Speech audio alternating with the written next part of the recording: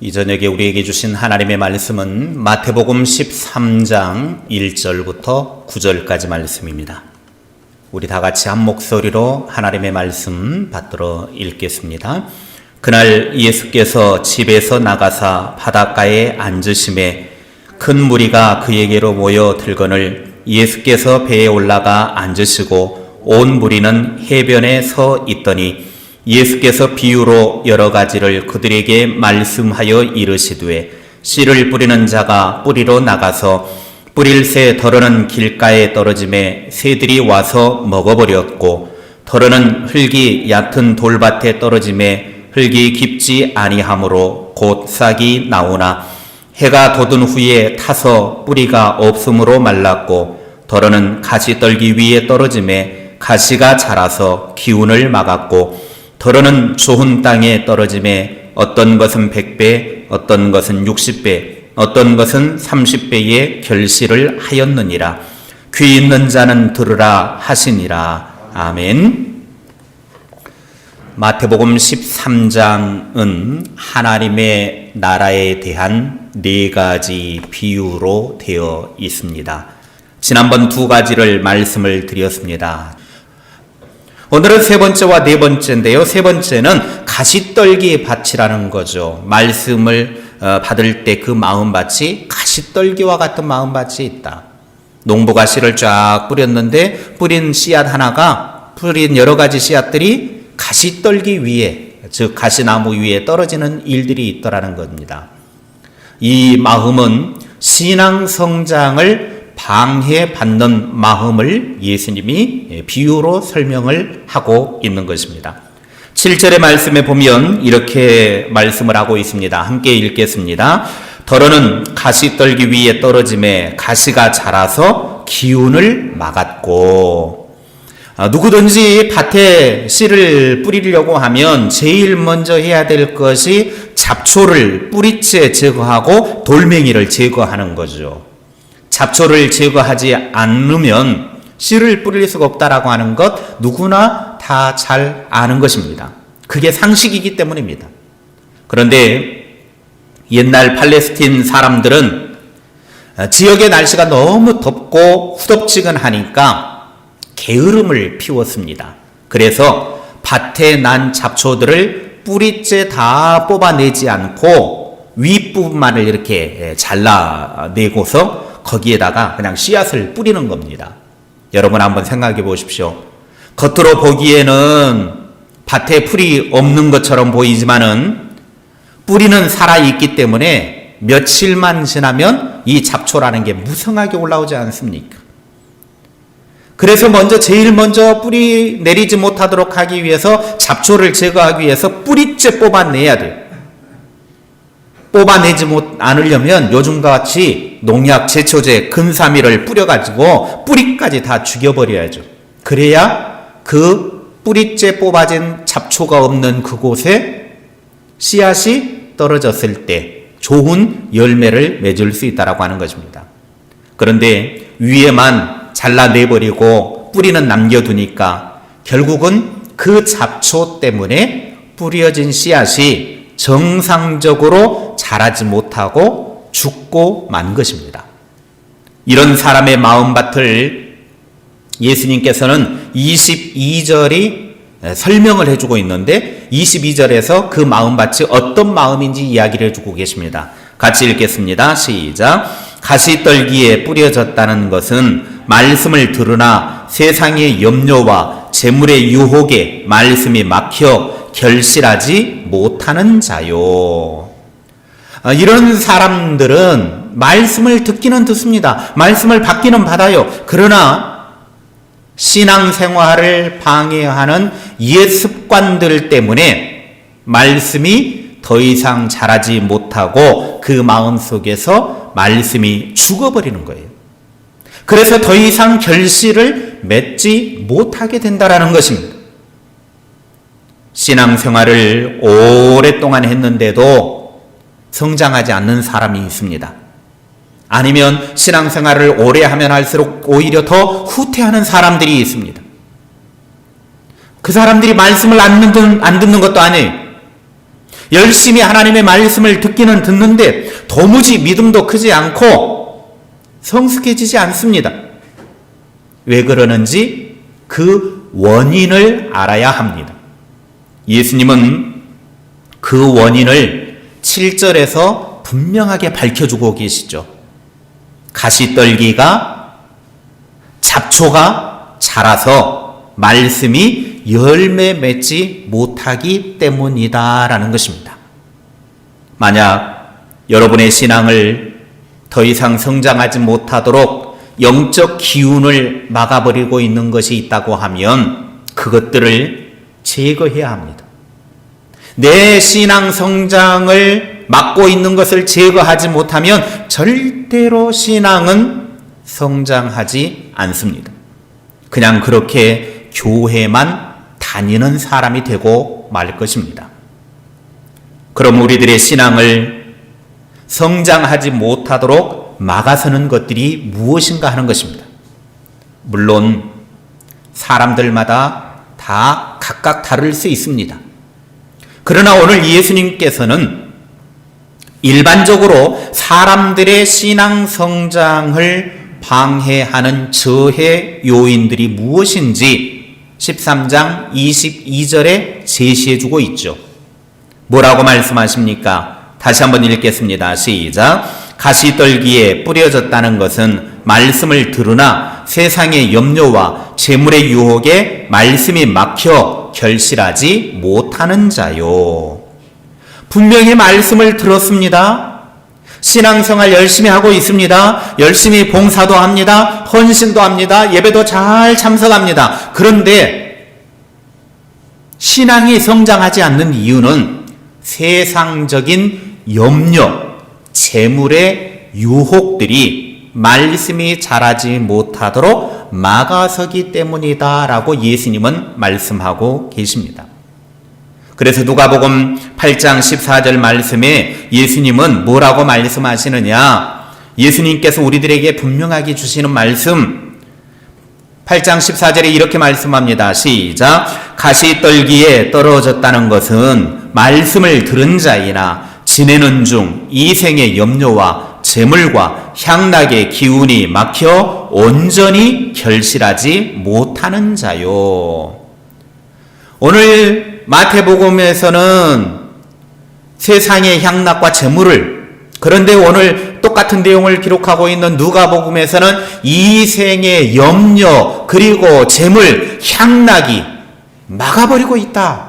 그래서 결실하지 못하게 한다. 그렇게 말씀하고 있습니다.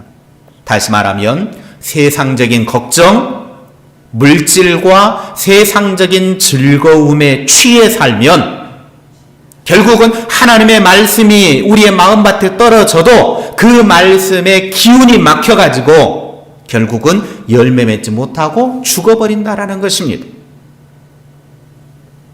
요한일서 2장 15절과 16절에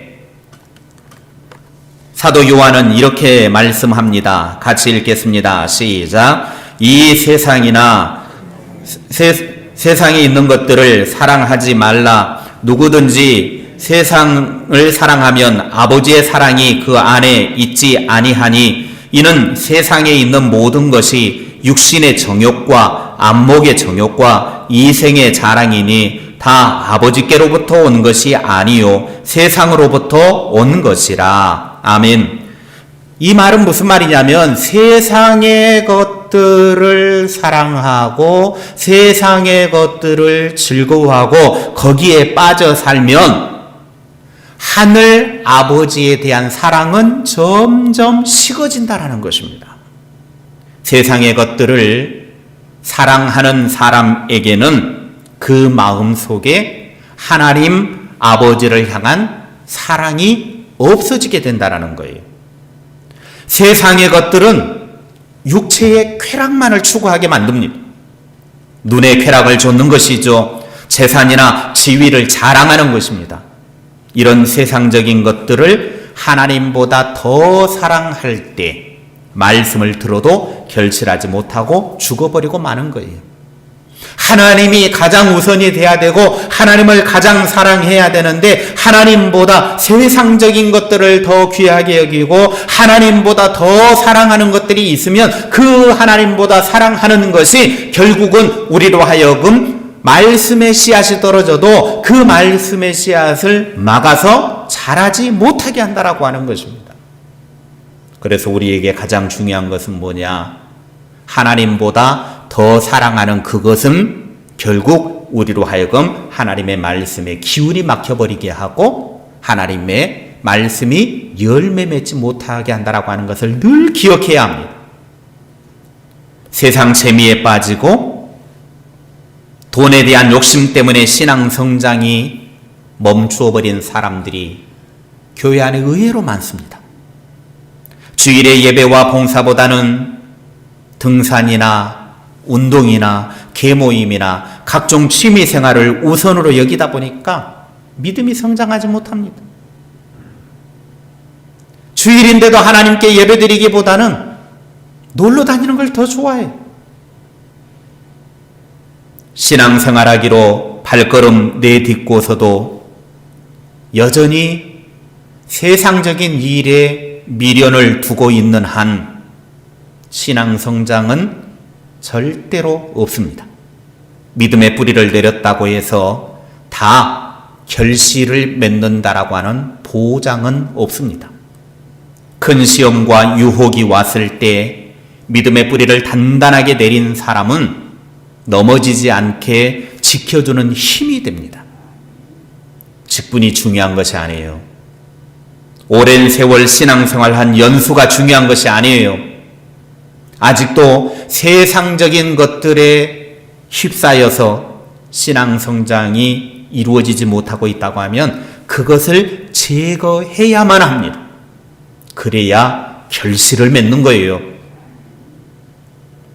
신앙 성장에 방해하는 것이 무엇인지 자기 자신을 진단할 수 있기를 바랍니다. 그리고 내가 지금 하나님보다 더 귀하게 여기고 있고 내 신앙 성장을 방해하고 있는 것, 그것을 진단하고 난 다음에 그것을 제거해 주어야만 내 마음밭에 뿌려진 씨앗이 30배, 60배, 100배의 풍성한 결실을 맺을 수 있습니다. 오늘 우리의 마음밭에 혹시나 하나님의 말씀의 씨앗이 기운이 막히도록 하는 상황이 무엇인지 그거를 알고 다 제거해서 하나님 앞에 다시금 회복되어지고 풍성한 열매를 맺게 되어지는 주님의 사람들이 되시기를 바랍니다.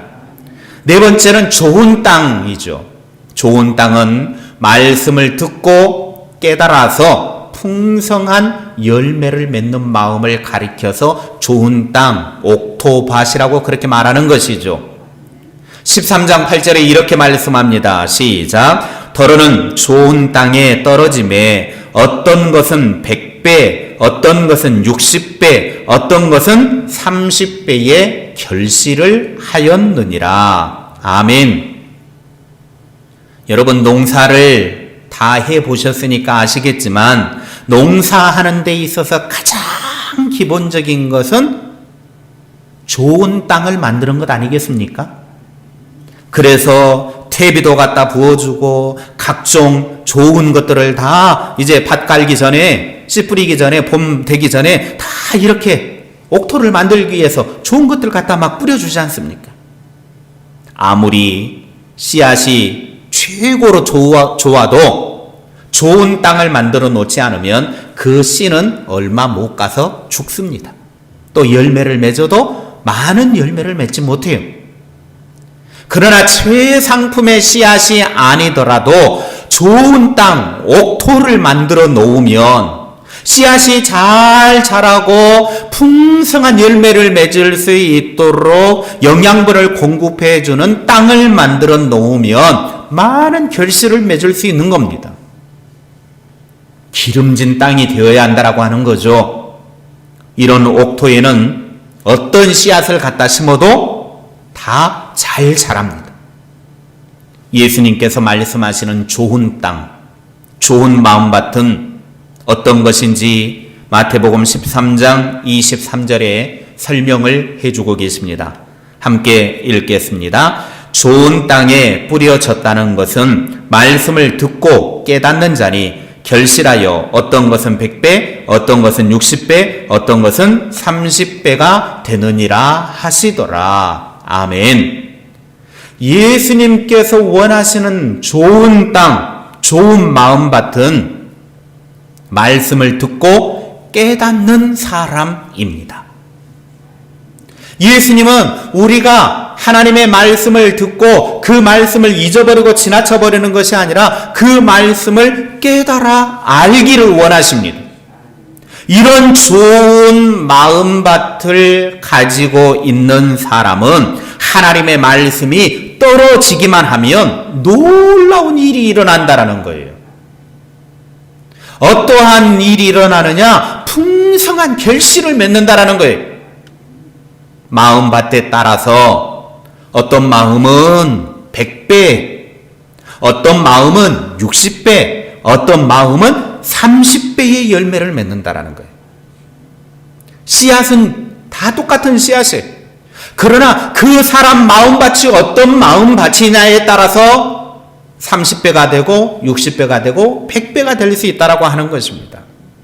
그러므로 우리는 우리의 마음밭을 옥토와 같이 예수님이 원하시는 좋은 마음밭을 만드는 것이 중요합니다. 목사가 말씀이 너무 어렵다, 힘들다, 왜 설교를 저렇게 못하느냐, 그게 중요한 게 아니에요. 내 마음밭이 옥토와 같은 마음밭이 되면 그 마음에 따라서 어떤 사람의 마음은 100배, 어떤 사람의 마음은 60배, 어떤 사람의 마음은 30배의 결실을 맺는 거예요. 내 마음이 중요하다라고 하는 거예요. 길가밭, 돌밭, 가시떨기밭은 씨앗이 다 죽어서 열매를 맺지 못하지만 좋은 밭은 최소한 몇 배의 열매를 맺는다고요? 30배의 열매를 못 맺어도 30배. 많으면 몇 배? 100배. 무엇이 이렇게 결실을 맺는데 차이를 가져오느냐? 따라합시다. 내 마음에 달려있다. 결실이 어떤 것은 30배, 어떤 것은 60배, 어떤 것은 100배를 맺는 차이는 어디에 달려있다고요? 내 마음에 달려있는 거예요. 내 마음의 밭이 어떤 마음의 밭이냐? 이것이 열매 맺는데 중요한 차이를 가져오는 것입니다. 하나님의 말씀을 들을 때도 내 마음의 상태가 어떠느냐에 따라 달라져요. 그래서 우리는 하나님 앞에 나올 때마다 말씀을 읽고 말씀을 묵상하고 말씀을 들을 때마다 하나님께 기도해야 될 것이 뭐냐면, 하나님, 내 마음의 밭이 하나님의 말씀을 받고 100배의 결실을 맺는 부드러운 옥토가 되게 해주십시오. 기도해야 합니다. 이왕 하나님 앞에 나와 하나님의 말씀을 듣는데 우리가 풍성한 결실을 맺어야 되지 않겠습니까? 이렇게 추운 날, 눈 오는 날, 미끄러운 날 하나님 앞에 예배하러 나왔는데 그저 왔다 가면 얼마나 손해예요.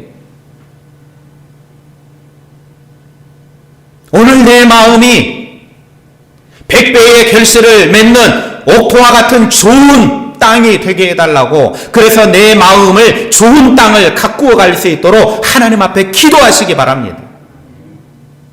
오늘 우리 마음의 기본 자세에 따라서 열매를 맺는 결실이 나타나게 되는 거예요. 하나님의 말씀을 잘 듣고 깨닫는 만큼 놀라운 축복을 가져옵니다. 그래서 우리는 내 마음 가꾸기를 잘해야 돼요. 내 마음 관리를 잘해야 돼요. 내 마음을 좋은 땅으로 가꾸어야 합니다. 옥토로 가꾸어야 합니다. 그러기 위해서 날마다 하나님의 말씀으로 새로워져야 합니다. 씨앗은 길가에 떨어진 씨앗이나 돌밭이나 가시떨기나 좋은 땅에 떨어진 씨앗이나 씨앗은 다 똑같아요. 각각 다른 씨앗을 뿌린 게 아니에요. 똑같은 씨앗을 뿌렸습니다. 그 마음의 밭이 어떻느냐에 따라서 결실은 달라진다라고 예수님은 말씀하고 계십니다. 오늘 우리들의 마음이 성령으로 잘 갈아엎어져서 기름진 땅이 될 수 있기를 바랍니다. 그래서 성령으로 갈아엎어지고 성령으로 걸음을 주어서 새롭게 되어진 이 마음밭에 하나님의 말씀의 씨앗이 뿌려질 때마다 아멘으로 받아들일 수 있기를 바랍니다. 하나님의 말씀을 아멘으로 그렇게 받아들이면 그 안에서는 생명력의 역사가 나타나요. 그 말씀은 그 안에서 놀랍게 결실을 맺게 되어져 있습니다. 열려진 마음으로 아멘하며 말씀을 가슴에 품고 살아가시기를 바랍니다. 좋은 마음은 어떤 말씀이든지 튕겨내지 않고 받아들이는 거예요. 축복의 말씀이나 나 잘되라고 하는 말씀뿐만 아니라 나의 죄를 지적한다거나 회개를 강요한다거나 이런 말씀까지도 받아들이는 거예요. 복받아라 복받아라 잘되라 잘되라 이거는 기복 종교죠. 그건 우상 숭배입니다. 물론 복받아야 됩니다. 그러나 우리가 하나님 보시기에 잘못된 길로 가고 있으면 내가 하나님이 원하는 방향으로 가지 않고 다른 길로 가고 있으면 그거에 대한 회개의 말씀, 채찍의 말씀이 들려질 때도 고통스럽지만 아멘으로 받는 사람이 복받는 사람입니다. 이스라엘 백성들은 하나님을 버리고 우상의 길, 죄악의 길로 갈 때마다 하나님은 선지자를 보내서 그들의 죄악을 지적했습니다. 그런데 그들은 육신의 복, 세상적인 복만 추구했지 하나님이 선지자들을 통해서 죄악의 길을 회개하고 원래 자리로 돌아오라고 외쳤을 때 받아들이지를 않습니다. 그러니까 그들은 하나님의 징계, 하나님의 심판을 받을 수밖에 없었더라고 하는 겁니다. 좋은 것도 받아들이고 좋지 않은 것도 다 받아들여서 하나님의 말씀이 어떤 말씀이든지 간에 나에게 좋은 말씀이든 나의 죄를 지적하는 말씀이든 그 말씀들을 다 받아들여서 내 마음 속에 품을 때 그 마음밭이 옥토가 되는 것이고 옥토가 되어진 마음에 풍성한 열매는 맺게 되어져 있습니다. 그 열매는 내가 맺으려고 하는 것이 아니라 말씀이 맺게 해주는 것입니다. 그래서 우리가 해야 될 것은 뭐냐면 내 마음을 좋은 땅으로 만드는 작업을 하는 거예요. 그 다음에 결실을 맺게 하는 것은 내가 맺게 하는 것이 아니라 나는 좋은 땅을 만들어 놓으면 옥토와 같은 땅을 만들어 놓으면 그 다음에 하나님의 말씀이 내 안에서 결실을 맺게 해 주신다라고 하는 것입니다. 내가 결실을 맺으려고 발버둥 치지 않아도 돼요. 나는 좋은 땅만 가꾸어 놓으면 되는 것입니다. 요즘 여러분의 마음 상태는 어떻습니까? 여간에서 말씀을 깨닫지 못하는 다친 마음은 아닙니까?